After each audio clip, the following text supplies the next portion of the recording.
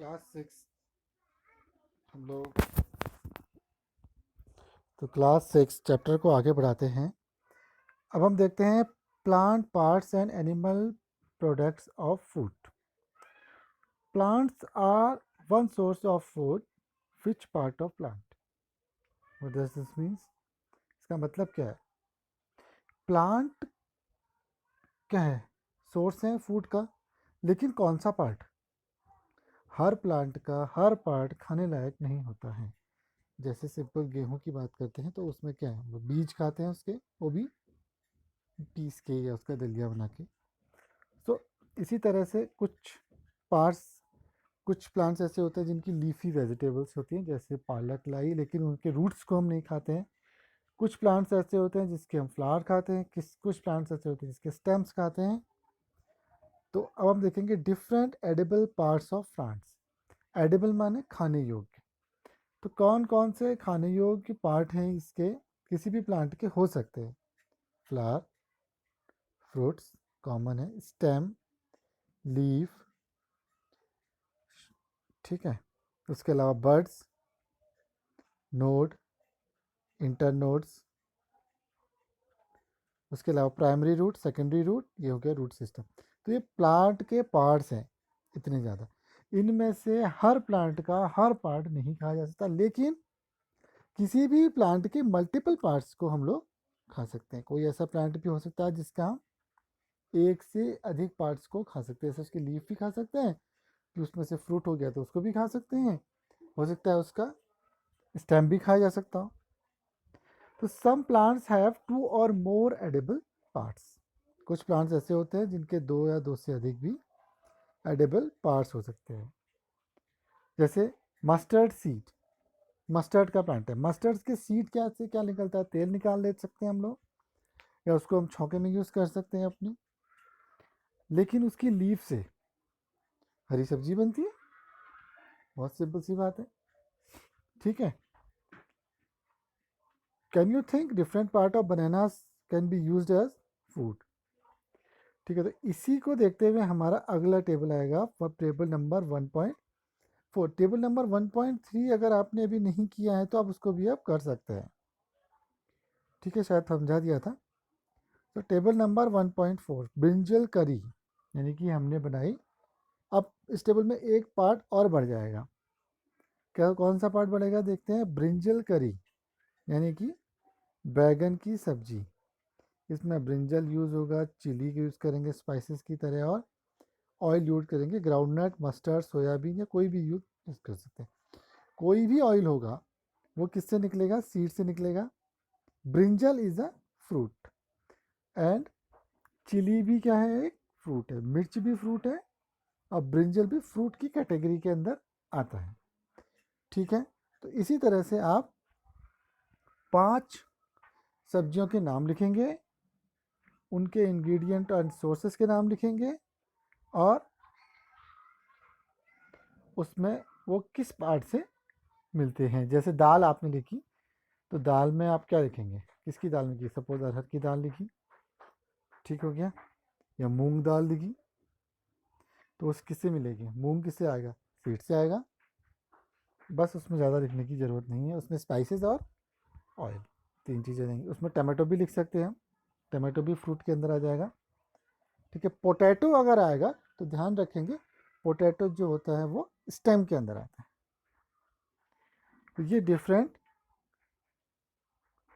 ठीक है, types of edible parts of plants. अब हम देखते हैं कि हमने घरों में देखा होगा sprouted seeds. What are sprouted seeds?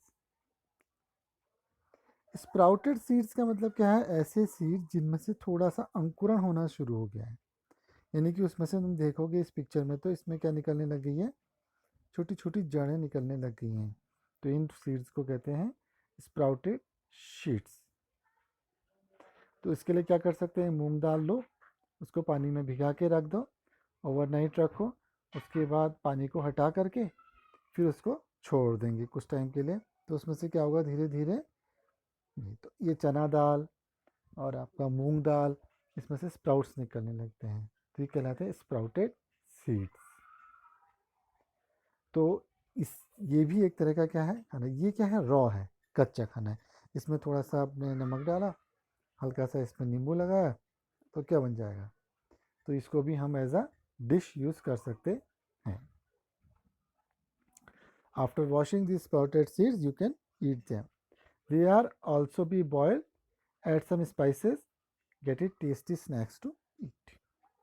तो अगर हमको वैसे अच्छा नहीं लग रहा है, मतलब कच्चा, तो हल्का सा क्या कर लें, इसको बॉईल कर लीजिए, और बॉईल करके उसमें मसाला डाल के भी खा सकते हैं।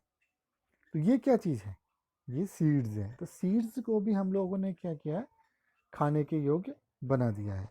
इसके अलावा बीज आया, बी हाइव। बी हाइव मतलब ये वही जो आपका मधुमक्खी का छत्ता। तो यहाँ से क्या निकलेगा, नेक्टर निकलेगा, शहद जिसको हम कहते हैं, स्वीट जूसेस ऑफ फ्लावर। ये क्या होती है, कलेक्ट करती है, कौन कलेक्ट करती है, मधुमक्खियाँ कलेक्ट करती है। तो इससे क्या बनता है, हनी बनता है, नेक्टर नहीं निकलेगा। नेक्टर कलेक्ट करेगी फ्रॉम फ्लावर्स, और उसको कन्वर्ट कर देती है किस में, हनी में कर देती है, और इस हाइव में स्टोर कर देती है। फ्लावर्स एंड दियर नेक्टर्स में B available only for the part of a air, so the bees store their nectar for their use all through the air। Actually में ये होता क्या है, ये हमारे खाने के लिए नहीं है, वो अपने लिए इसको स्टोर करती है। क्यों, क्योंकि नेक्टर जो है वो किससे निकलता है, फूलों से निकलता है। और फूल क्या है, साल में हर समय फूल नहीं खिलते थे, जिस समय फूल खिलते हैं उस समय वो उसका नेक्टर लेकर के उसका हनी बना लेती है, और हनी को क्या कर देती है, स्टोर कर देती है। स्टोर करने के बाद वो उसको साल भर उसका यूज़ कर सकती है। लेकिन हम लोग क्या करते हैं, उसको उसमें से नेक्टर को निकाल लेते हैं, फिर उसको अल्टरनेट सॉल्यूशन देना पड़ेगा हमको, नहीं तो वो मर जाएंगी अगर हम बी यानी कि मधुमक्खी पालन का काम करते हैं। तो वो अलग टेक्निकल चीज़ें हो गई। सो ये तो हो गया ह्यूमन बींग्स। ह्यूमंस क्या खाते हैं, किस तरह से खाते हैं, किसी भी प्लांट के कौन से पार्ट को खाते हैं, लीफ को खाते हैं, सीड को खाते हैं, स्टेम को खाते हैं, किसको खाते हैं। इसके अलावा रॉ में हम लोग क्या क्या खाते हैं, कुछ इसके अलावा एनिमल प्रोडक्ट्स में हम लोग क्या खाते हैं, ये हमने अभी तक पढ़ा था। लेकिन एनिमल्स क्या खाते हैं, what do animals eat. Animals के लिए हमने अब हम पढ़ेंगे क्या क्या एनिमल्स खा सकते हैं। सपोज काऊ को लेते हैं तो वो ग्रास खाती है, मोस्टली घास ही खाती है, ठीक हो गया। बफेलोज, कैट क्या खाती है, मिल्क तो पीती है, साथ में दूध पीती है। स्मॉल एनिमल्स को भी खा जाती है, बर्ड्स खा जाती है, रैट्स खा जाती है। रैट क्या खाते हैं, लायन क्या खाते हैं, टाइगर क्या खाते हैं, ये 1.5 नंबर के चार्ट में हमको लिखना है। हाउस लिजर्ड्स यानी कि जो घर में रहने वाली घरेलू लिजर्ड है, वो क्या खाती है, वो छोटे छोटे कीड़े खा जाती है। ह्यूमन बींग्स क्या खाते हैं, ह्यूमन बींग सब कुछ खाते हैं। बटरफ्लाई नेक्टर, नेक्टर पे डिपेंड करती है, फ्लावर नेक्टर, फूलों के रस पे। क्रोज, क्रोज भी कुछ भी खा लेते हैं, कीड़े मकोड़े भी खाते हैं, ठीक है। तो इस तरह से ये चार्ट की ये हमारा टेबल हमको बनानी है।